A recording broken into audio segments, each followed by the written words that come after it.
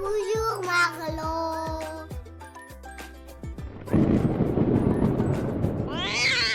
Bonjour, petit poète. La poésie, tu commences à bien connaître. Oui. Tu la vois parfois tout autour de toi, dans un rayon de soleil, un bourgeon qui s'ouvre, un nuage dans le ciel, le doux parfum de ceux que tu aimes. Tu la lis aussi. Peut-être même que tu l'écris, avec rime, sans rime, pour raconter ce que l'on voit et surtout ce que l'on ne voit pas. Souvent, on se dit que la poésie est là pour nous raconter ce qu'il y a de beau, d'heureux, de plaisant. Bien sûr, mais pas seulement. La poésie est là pour nous étonner, pour percer le mystère de ce que nous vivons. Elle peut et doit donc nous parler de tout, même de peur. Marlo s'y est essayé et a concocté un petit poème tout simplement intitulé « La peur ». Tantôt la forme d'un nuage ou la bourrasque d'après-midi, le moindre bruit dans le garage ou sous la couette quand vient la nuit. Cela peut être un aboiement, une ombre au sol qui grandit, un coup de klaxon, un coup de vent ou le moteur qui vrombit. La peur et ses amis, frissons et tremblements, par surprise parfois surgit, parfois s'annonce auparavant. Dans la forêt où l'on va seul, alors que l'on s'apprête à sauter, le cri fugace d'un écureuil, l'orage soudain d'un soir d'été. Histoire de monstres et de vampires,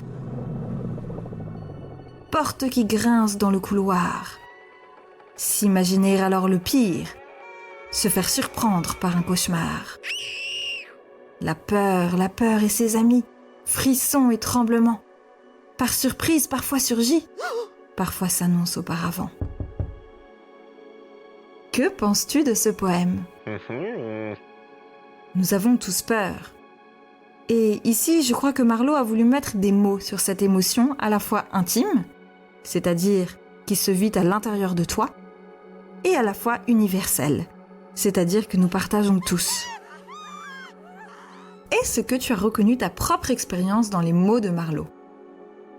D'autres poètes ont parlé de la peur, de l'angoisse. Ils ont parfois créé des vers terrifiants. C'est le cas de Charles Baudelaire. C'est un poète français du 19e siècle, un génie. Il a eu une vie difficile et tourmentée.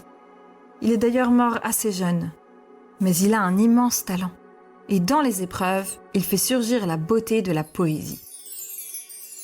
Tu vois, Charles Baudelaire a beaucoup marqué son époque, car il a utilisé son art pour dépeindre ce qu'il y a de ténébreux parfois dans nos vies. Il a osé faire de l'ombre un sujet poétique.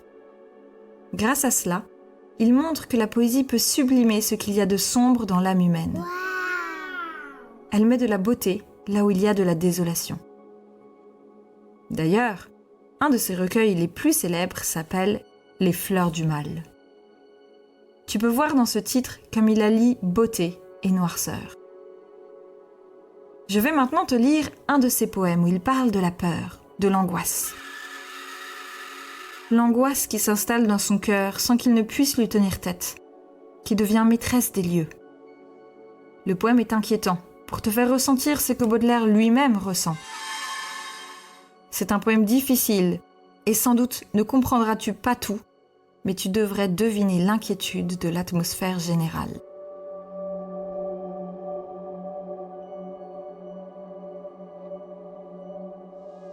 Quand le ciel bas et lourd pèse comme un couvercle sur l'esprit gémissant, en proie aux longs ennuis, et que de l'horizon embrassant tout le cercle, il nous verse un jour noir, plus triste que les nuits.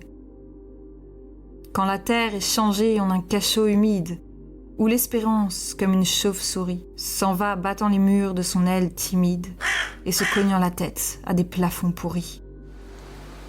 Quand la pluie étalant ses immenses traînées d'une vaste prison imite les barreaux, et qu'un peuple muet d'infâmes araignées vient tendre ses filets au fond de nos cerveaux.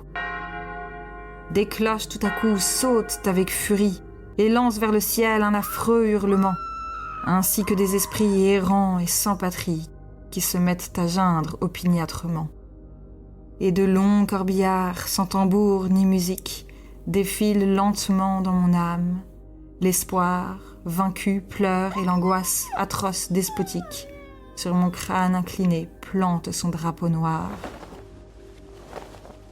Et voilà. Il faut un peu de temps pour se remettre de ce poème, tu ne trouves pas ? C'est cela aussi la poésie.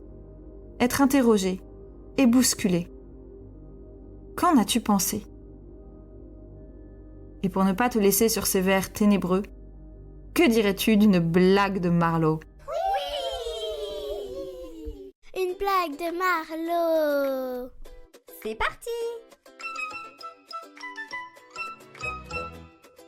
Pourquoi les girafes ont-elles un long cou? Parce que leurs pieds sentent mauvais.